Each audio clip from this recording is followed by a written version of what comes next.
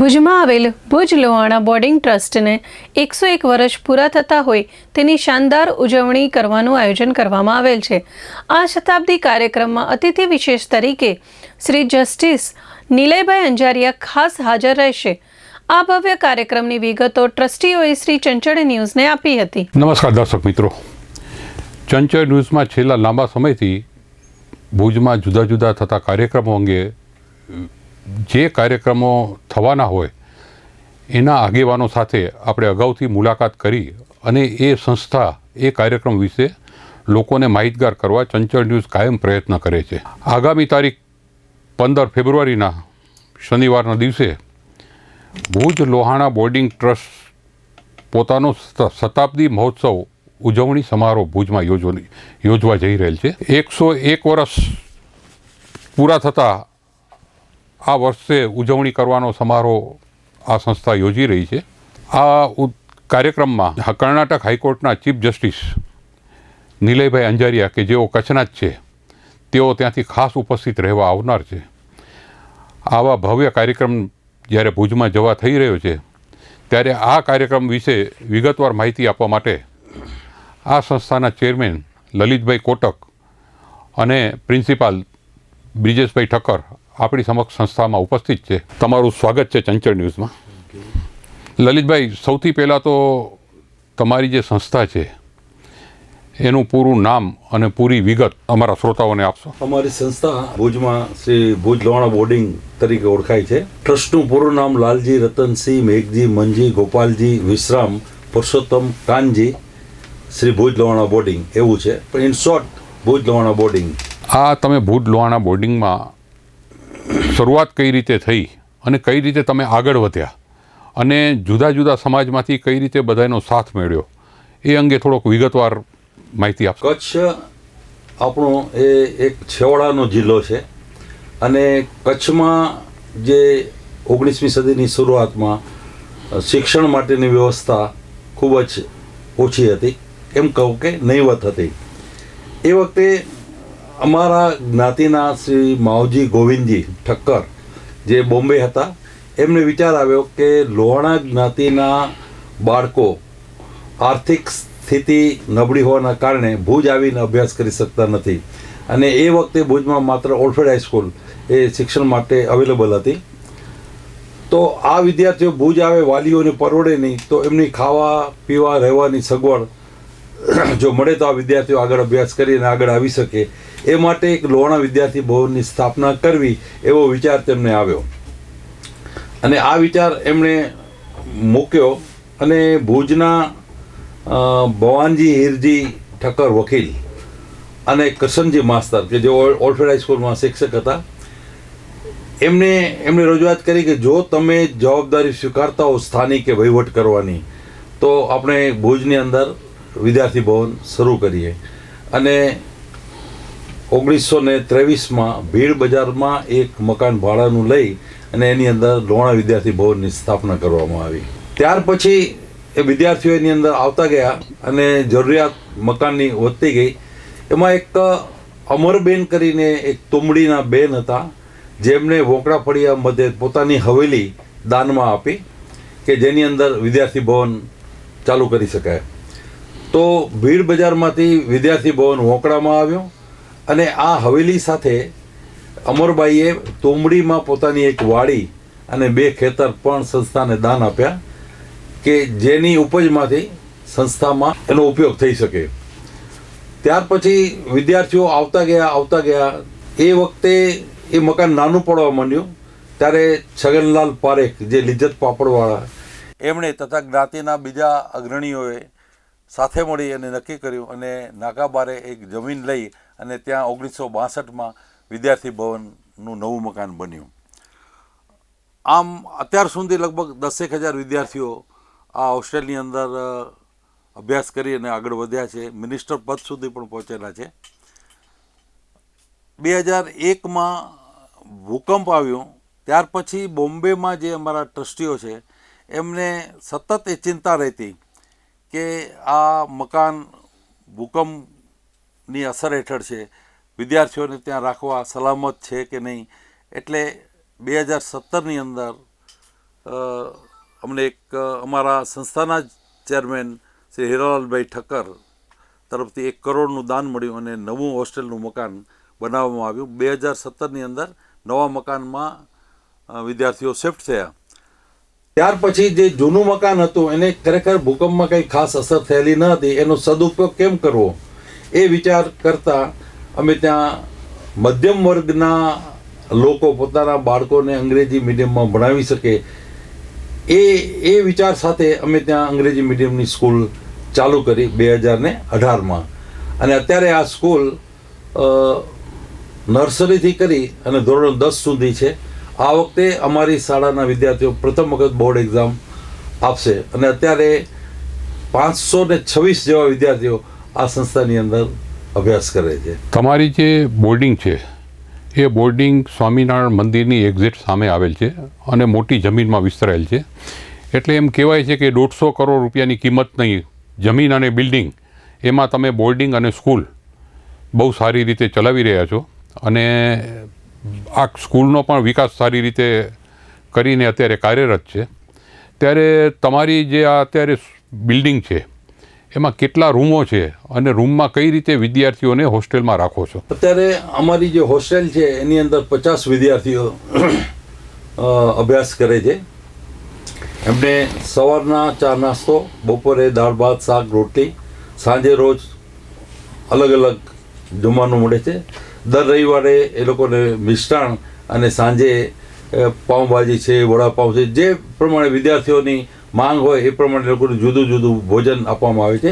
એટલે વિદ્યાર્થી પોતાને ઘરે છે એવું છે એને ફીલ થાય એનો પૂરો પ્રયત્ન અમે કરીએ છીએ. હોસ્ટેલની અંદર એક રૂમમાં 3 જણા રહે છે અને વિદ્યાર્થીઓને એટેચ બાથરૂમ આપેલા છે. રૂમની સફાઈ માટે અમે એક સફાઈ કામદાર રાખેલ છે જે રોજ સવારે 7 વાગે આવી બધા જ રૂમના એટેચ બાથરૂમ એ બધી સફાઈ એ કરી જાય. છોકરાઓને ગરમ પાણી બાથરૂમમાં જ મળી રહે એ માટે ઉપર સોલાર વોટર હીટર રાખેલું છે અને ઇલેક્ટ્રિસિટી માટે પાવર સોલારની વ્યવસ્થા પણ અમે રાખેલી છે કે જેને કારણે વિદ્યાર્થીઓ એનો યુઝ મોડે સુધી કરે તો સંસ્થાને એ વધારાનું બર્ડન થાય નહીં. બ્રિજેશભાઈ, તમે જે અહીંયા સ્કૂલ ચાલે છે, સ્કૂલના પ્રિન્સિપાલ છો, તો તમારી સ્કૂલમાં અત્યારે કેટલા જણાનો સ્ટાફ છે અને એમાં ખાસ જે ટીચર વર્ક કહેવાય અથવા વિદ્યાર્થીઓ કહેવાય એમાં આગળ પડતા કે જે અનુભવી અને એવા હોય એ અંગે થોડી સ્કૂલની વિગત આપશો? અમારી સ્કૂલમાં તો અમે ઘણા બધા વિદ્યાર્થીઓ એવા સ્ટાફનો છે, 27-28 જણાનો સ્ટાફ છે દરેક, અને 500થી ઉપર આ સ્કૂલમાં નવી સ્કૂલમાં પણ વિદ્યાર્થીઓ અમારે છે. અને હાલમાં અમારે એક વિદ્યાર્થી રાષ્ટ્રીય કક્ષાએ પણ રમત રમીને પ્રતિભા લાવ્યો છે.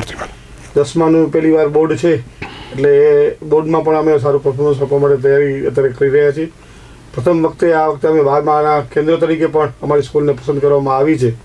એટલે અમે એ રીતે હર્ષિત છીએ કે આ સ્કૂલને નામના ધીમે ધીમે મળી રહી છે વધારાની.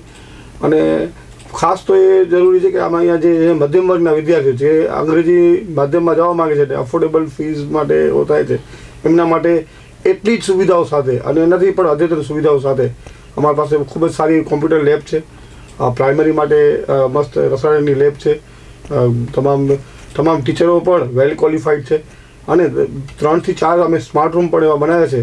અને દરેક વિદ્યાર્થીને અને બાલ મંદિરથી કરી કેજીથી જે શિક્ષણ ચાલુ થાય છે એમાં દરેક વોલ પણ છે, જે દિવાલ છે એ એને ભણાવવાનું શીખવી દે એ રીતે આગળની આકૃતિઓ ત્યાં બધું લખાઈને બધું બનાવવામાં આવ્યું છે.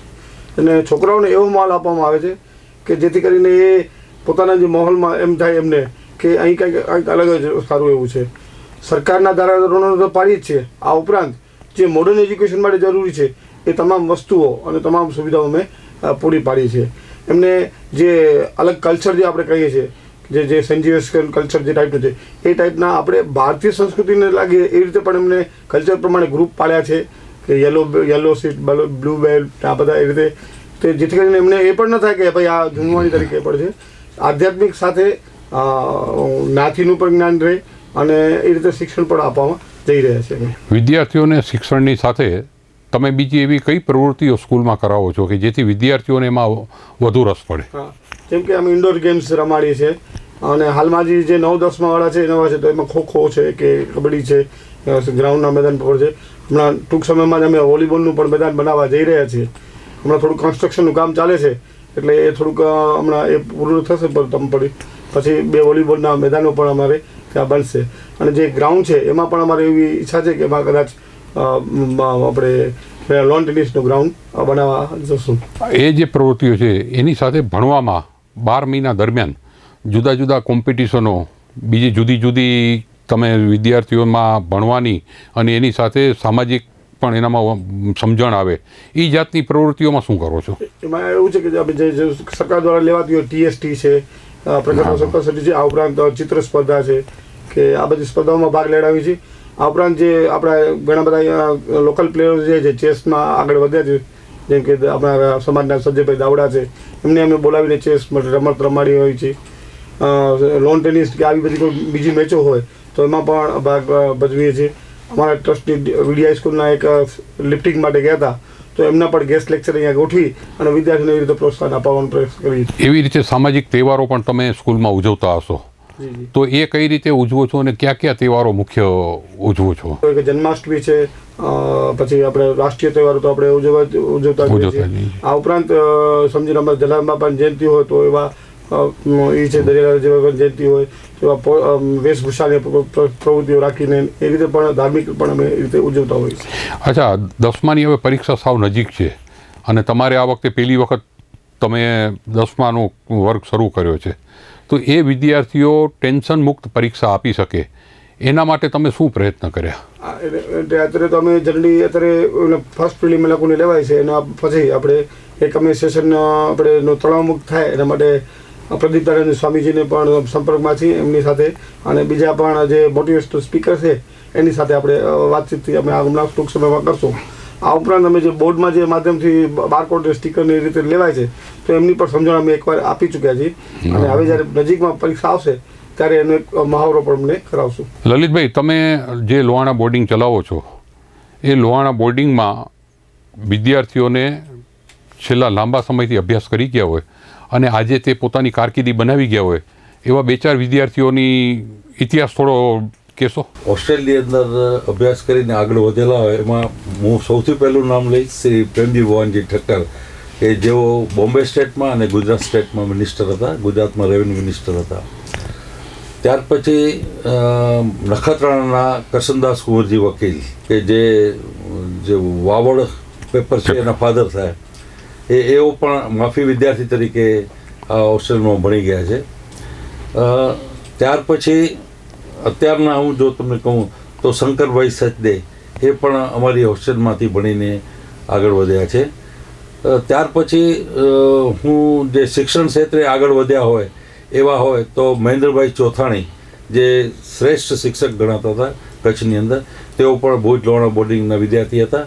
પછી ભરતભાઈ ઠક્કર અને JK ઠક્કર, 2 ભાઈઓ ઓલફેડ હાઈસ્કૂલની અંદર હતા, મેથ્સ અને ફિઝિક્સના ટીચર, તેઓ પણ લોહાણા બોર્ડિંગના વિદ્યાર્થી.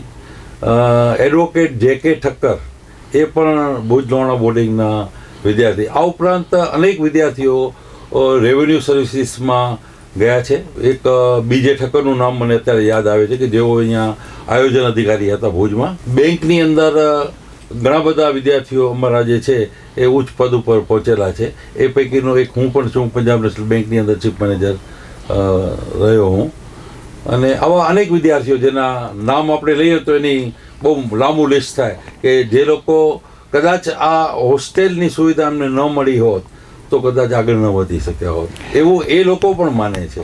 અચ્છા, તમારા ટ્રસ્ટી મંડળ એ તમારી સાથે એકબીજાના સહકારથી આટલું ડેવલપ કરે છે, તો એ ટ્રસ્ટી મંડળમાં સક્રિય હોય અને કામ કરતા હોય એ વિશે થોડી માહિતી આપશો, કે એ લોકો કઈ રીતે તમને ઉપયોગમાં આવે છે અને કઈ રીતે કામ આગળ વધે છે? અમારા જે લોહાણા બોર્ડિંગ જે ટ્રસ્ટ છે એના મેનેજિંગ ટ્રસ્ટી છે મગનલાલ જીવરામ ઠક્કર, કે જેઓ 92 યર્સ ઓલ્ડ છે, બોમ્બેમાં સિનિયર મોસ્ટ CA છે. જે અમારા ચેરમેન છે હીરાલાલ જયરામ વિશ્રામ, એ ભુજના જ છે, પણ વર્ષોથી ત્યાં બોમ્બે હાઈકોર્ટમાં પ્રેક્ટિસ કરે છે. હી ઇઝ 96 યર્સ ઓલ્ડ અને એમણે ઘણા લાંબા સમયથી હોસ્ટેલને માર્ગદર્શન આપ્યું છે અને ટ્રસ્ટી તરીકે સેવાઓ આપી છે. એવા અત્યારે અમારું જે નવું હોસ્ટેલનું બિલ્ડિંગ બન્યું છે એમાં 1 કરોડનું દાન એમના તરફથી મળ્યું છે. પછી અમારા બીજા ટ્રસ્ટી છે, ત્રીજા ટ્રસ્ટી યોગેશભાઈ ઠક્કર, કે જેમણે આ સ્કૂલ માટે 3 કરોડનું દાન આપેલું છે. એ વિરાણીના છે અને બોમ્બે પનવેલમાં એમનો બહુ મોટો બિઝનેસ છે.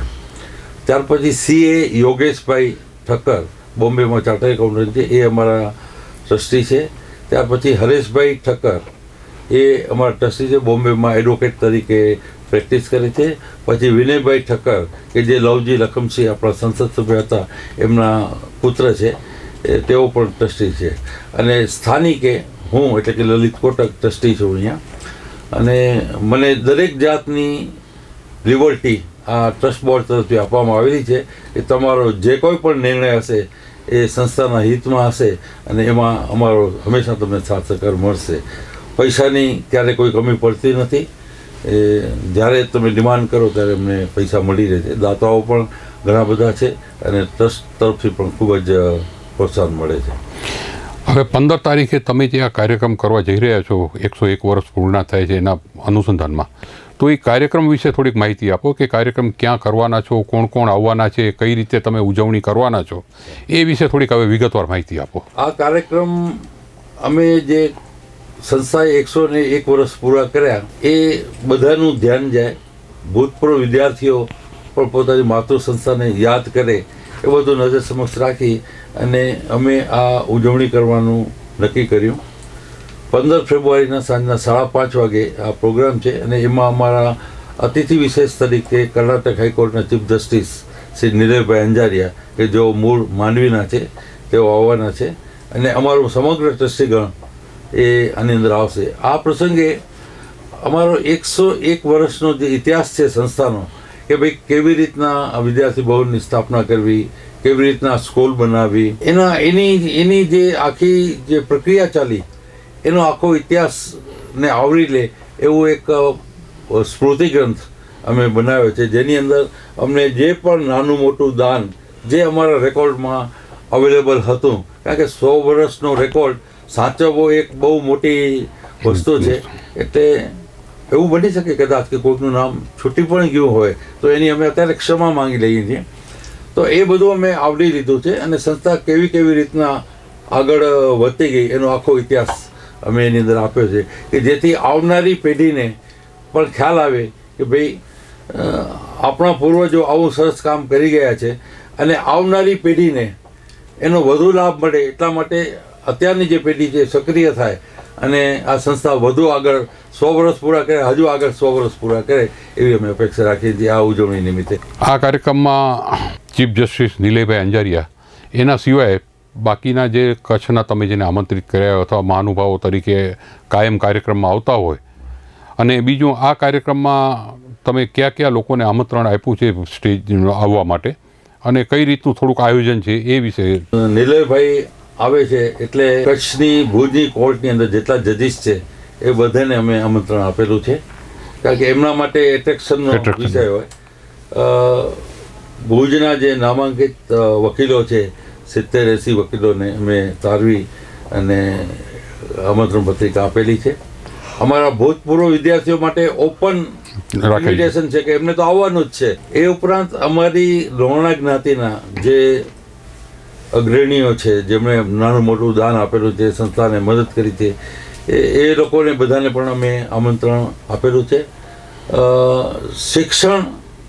શૈક્ષણિક સંસ્થા હોવાના કારણે ભુજમાં જેટલી સ્કૂલો છે એના બધા જ પ્રિન્સિપાલને અમે આમંત્રણ આપેલું છે. કોલેજીસમાં લાલન કોલેજના પ્રિન્સિપાલ, કોમર્સ કોલેજના પ્રિન્સિપાલ, લો કોલેજના પ્રિન્સિપાલ, આ લોકો બધાને પણ અમે આમંત્રણ આપ્યું છે. અને આ ઉપરાંત જે કોઈએ પણ આ સંસ્થાની અંદર રસ લીધો છે એમને આમંત્રણ આપ્યું છે. પછી કારણ કે આ સ્કૂલના મેદાનની અંદર જ આ આમંત્રણ કરવાનું છે એટલે એક સંખ્યાની મર્યાદા 500 થી 600 નહીં રહે, એટલે એ ધ્યાનમાં રાખી અને સ્કૂલના જે અમુક સિલેક્ટેડ વાલીઓ કે જે અમને એમ લાગે કે અમને શિક્ષણમાં રુચિ છે એવા વાલીઓને અમે આમંત્રણ આપેલું છે. એ અમારી મર્યાદાને ધ્યાનમાં રાખીને અમે એ કર્યું છે. અને આની અંદર અમારે અમને જે જે હીરાલાલભાઈ જયરામ વિશ્રામ પરિવાર તરફથી 1 કરોડનું દાન મળ્યું અને જે પોપટલાલ વેલી ઠક્કર તરફથી 3 કરોડનું સ્કૂલ માટે દાન મળ્યું, એમનું અમે સન્માન કરવાના છીએ. અને આ કાર્યક્રમ ટોટલ કાર્યક્રમ લગભગ 2 કલાકનો છે અને ત્યાર પછી પ્રસાદ લઈ અને બધા છૂટા પડે. અને અંગ્રેજી માધ્યમમાં થઈ જશે, એટલે જે પણ વિદ્યાર્થી સમજી લો કેજીમાં અહીંયા લેશે એડમિશન એને 12th સુધી વાંધો આવશે નહીં.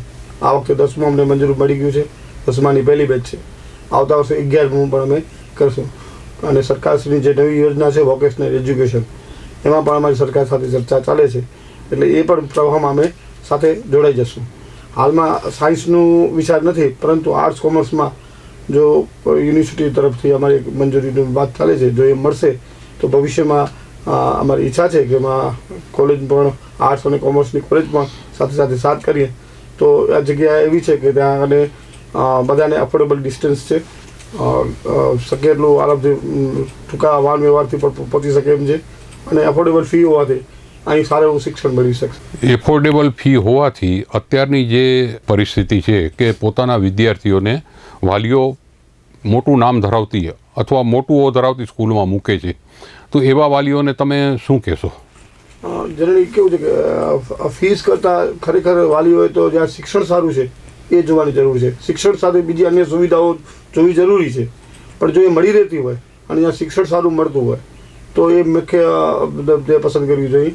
બીજું કે આ સમાજની જે સ્કૂલ છે એમાં અમે નેક્સ્ટ યરથી એવું પ્લાન છે કે દર સેટરડે અમે જીકેની પરીક્ષાનું પણ આયોજન કરશું, કે જેથી કરીને વિદ્યાર્થીઓ જે હવે જે બધી જીપીએસસી યુપીએસસીની પરીક્ષા છે એમાં પણ આગળ વધી શકે. અને અમે એવું નથી કે અમારી સ્કૂલમાં ભણતા હોય એવા વિદ્યાર્થીઓને અમે જે જવા નવોદય વિદ્યાલય પરીક્ષા આવે છે 5માંથી 6 ધોરણમાં જવા માટે અને આર્મીના સ્ટેશનમાં, તો એમાં પણ અમે પ્રોત્સાહિત કરી શકીએ, ભલે એમાં જો ટેલેન્ટ હોય તો એ રીતે એમાં વધીને આગળ જઈ શકે.